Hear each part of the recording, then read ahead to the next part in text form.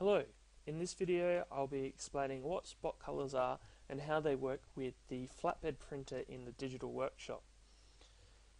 This particular diagram is explaining how we normally lay down ink onto a page when we're printing. We usually have a color image that gets laid down onto a page, and we end up with pretty much the exact same color that we have on the screen on our page. But ink is made purely to work with white as the background. Ink soaks up color very much like this object here.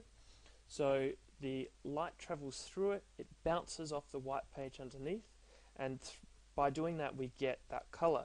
If we have any other element underneath the ink that isn't white, then the outcome is usually darker, and you'll always get elements of that color coming through.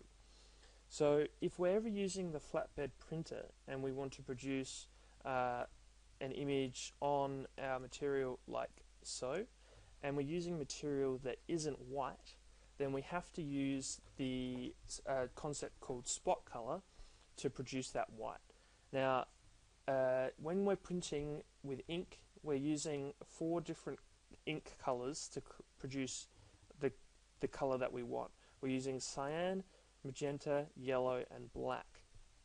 A spot color is another ink that gets added on before or after the print, which either provides glossy inks or it does special effects.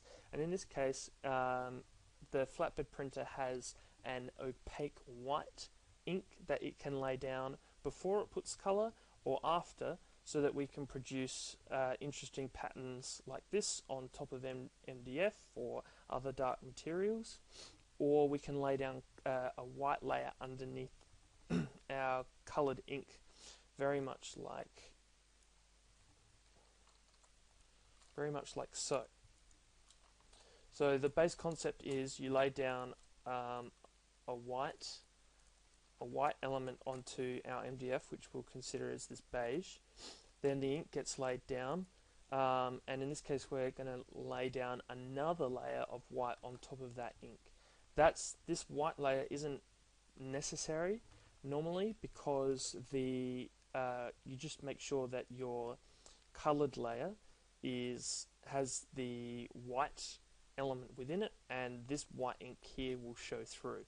But it's still good to know how to set this, that this is possible, just in case you're printing a base white across any material. So spot colors within Adobe products are usually you need to display them as something other than white. You want to display them as a color that you are not using. In this case, I'm using a very bright magenta to display what's going to be a spot color. When you're laying out your files to print with the flatbed printer in the digital workshop, you can use any program. In this case I used Photoshop to produce your base color image, but if you're laying down your spot color, you need to be using Adobe Illustrator. All the CAD room computers have Adobe Illustrator, and the flatbed printer computer also has Illustrator, so there's no issue with using that. And you need to do more than one print on the same material. So in this case we'd print this white box here, which is pink at the moment, first as one unique print. Then we'd print our color on top as a unique print, and we'll print our white on top of that again as another unique print, making sure that the material hasn't moved in the process.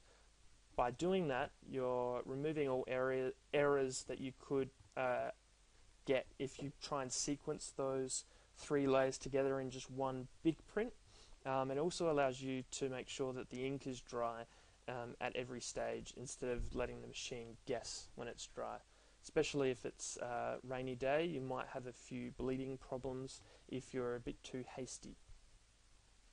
So now that you understand what spot colors are, I will now show you how you can set them up in Illustrator so that they'll work with the printer.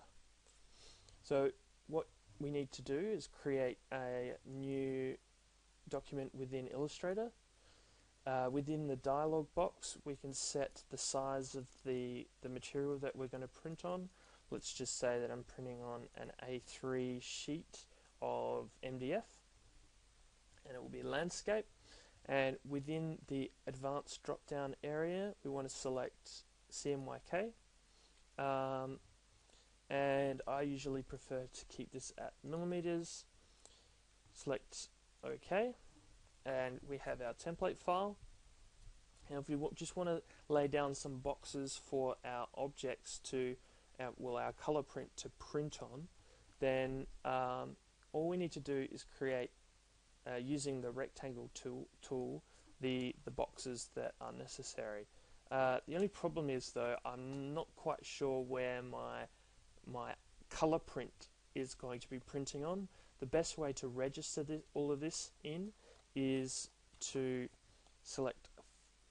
bring your actual color print into Illustrator and then trace over what you want to be white and what you want to be transparent. So to bring an image in to Illustrator, all we need to do is select File, Place, find your image. So I'm going to use Output Mini, which is just a smoke file. Place. And you can scale this down to the size that you want, and you can actually use this particular Illustrator file. If we save this off right now, we could select this to print from Illustrator, and it will print out with the same quality that it would print from Photoshop.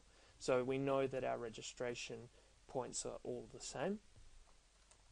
And then if you create a new layer by going to Window, Layers, within the Layer dialog box, you can select Create New Layer.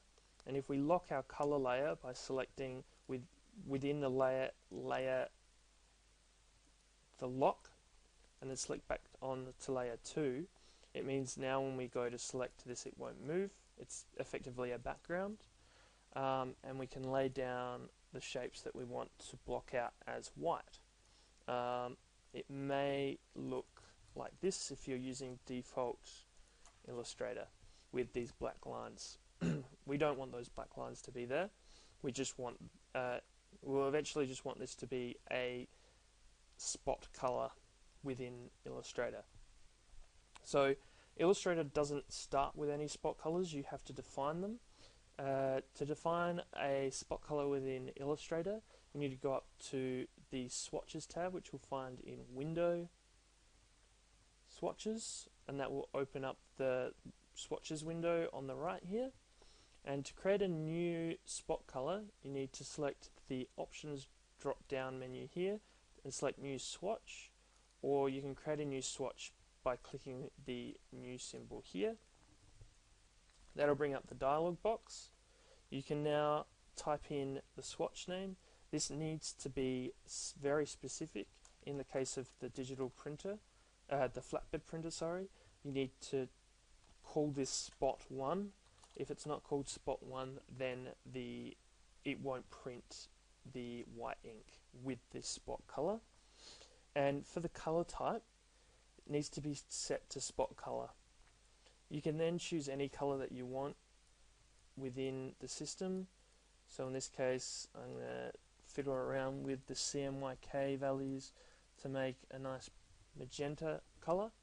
There's various different colors that you can cycle through different ways using RGB, lab, HSB, so using your hue selector. So in this case, magenta is this. And once we select OK, the spot color will appear within the swatches area as the color that you've selected, and it will have a little white triangle with a spot on it. That is your spot color. If we then go through and select our objects that we want to have the spot color, select their line weight color, which is down here on the left, and select the none symbol. That will make your line weight visible. And then if we select the fill, come up to swatches again, seeing as it's disappeared, and select our swatch spot color. So now we have our spot. Now it may look like it's going to print out pink, but this is actually going to print out white. It's easy to change this to white. If you just double click your spot and set your spot color to white, then it will appear white. It will still print as a spot color though. Then all you have to do is remove your layer, your image layer. You can do this by either hiding it, saving and then printing, or deleting the layer by selecting the layer and selecting the delete selection button. And that's leaving us with our spot color, and this is why it's a bit weird having our white boxes on a white background now, which is why I'll just turn this spot back into the magenta. And then you just need to save your file off and take it into the digital workshop. Now just remember, if you create different levels, different layers to print, just make sure they're in separate files. That'll make it all very easy to set up and print for the printer. Have fun printing with this thing. It's pretty cool getting your images printed down on MDF, and I've seen tiles and stuff printed on leather, and it's very useful knowing how to print white onto those things. So have fun with it.